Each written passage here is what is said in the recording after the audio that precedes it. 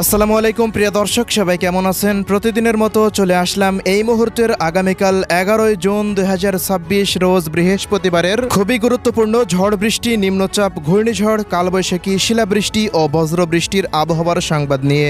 এবার উত্তাল বঙ্গোপসাগর দেশের আকাশে হু হু করে প্রবেশ করতে শুরু করে দিয়েছে মৌসুমী বায়ু ও বঙ্গোপসাগরের সৃষ্ট গভীর সঞ্চলনশীল বজ্রবৃষ্টির মেঘমালা। ইতিমধ্যেই দেশের 8 বিভাগের 64 জেলার আবহাওয়ায় শুরু হয়েছে বিরাট বড় নতুন পরিবর্তন। আজ থেকে আগামী 20 জুন পর্যন্ত টানা 10 দিন দেশের 8 বিভাগের ওপর দিয়েই ক্রমেই বৃদ্ধি পেতে পারে ঝড় বৃষ্টির প্রবণতা।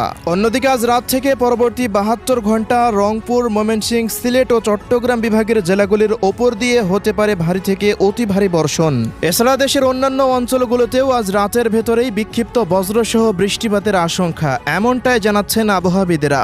তো প্রিয় দর্শক, আজ এবং আগামী এক সপ্তাহ বাংলাদেশের 8 বিভাগের 64 জেলা, ভারতের পশ্চিমবঙ্গ, আসাম, মেঘালয়, ত্রিপুরা ও মিজোরাম রাজ্যের কোন কোন জেলাগুলিতে আবহাওয়া কেমন থাকতে পারে, কি জানা যাচ্ছে ইউরোপিয়ান আমেরিকান রাডারগুলো থেকে জানিয়ে দেব। অবশ্যই ভিডিওটি শেষ পর্যন্ত দেখতে থাকুন। কে কোন জেলা থেকে দেখছেন কমেন্ট করে জানিয়ে দিন। প্রতিনিয়ত আবহাওয়ার খবর পেতে অবশ্যই আমাদের ইউটিউব চ্যানেলটিকে সাবস্ক্রাইব করে রাখুন।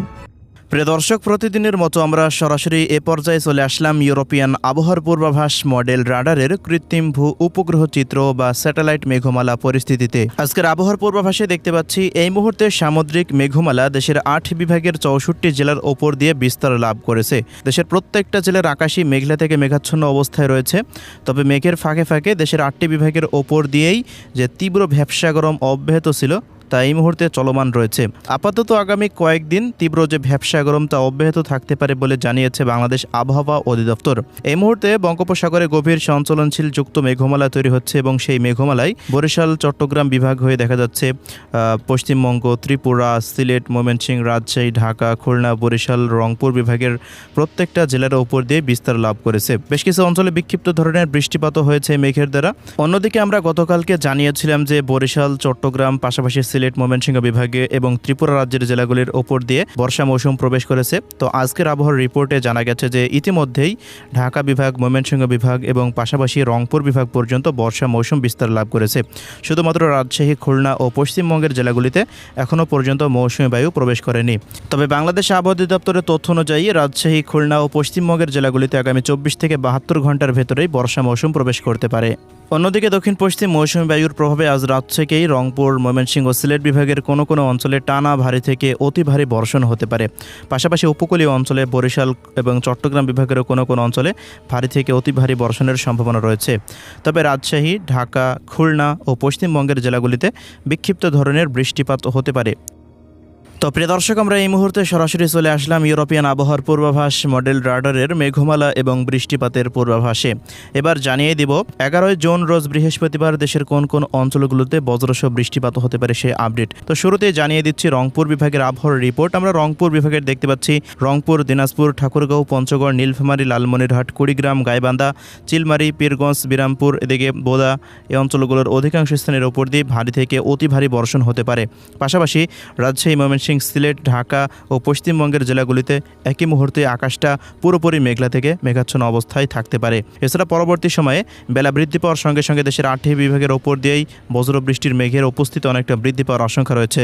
এদিকে প্রিয় দর্শক, ময়মনসিংহ বিভাগের আবহাওয়ার রিপোর্টে দেখতে পাচ্ছি সকাল 9টা থেকে রাত 9টার মধ্যে ময়মনসিংহ, শেরপুর, জামালপুর, নেত্রকোনা, ফুলপুর, তারাকান্দা, মাদান, ভালুকা, বাহাদুরাবাদ এই সমস্ত অঞ্চলগুলোর সমস্ত স্থানে ভারী থেকে অতি ভারী মানের বৃষ্টিপাত হতে পারে। অন্যদিকে রাজশাহী বিভাগের নওগাঁ, জয়পুরহাট, বগুড়া, আদমদিঘি, আক্কেলপুর, পাঁচবিবি, নন্দীগ্রাম, সিংড়া, সিরাজগঞ্জ এই অঞ্চলগুলোরও কোথাও কোথাও মাঝারি থেকে ভারী বৃষ্টিপাত হতে পারে।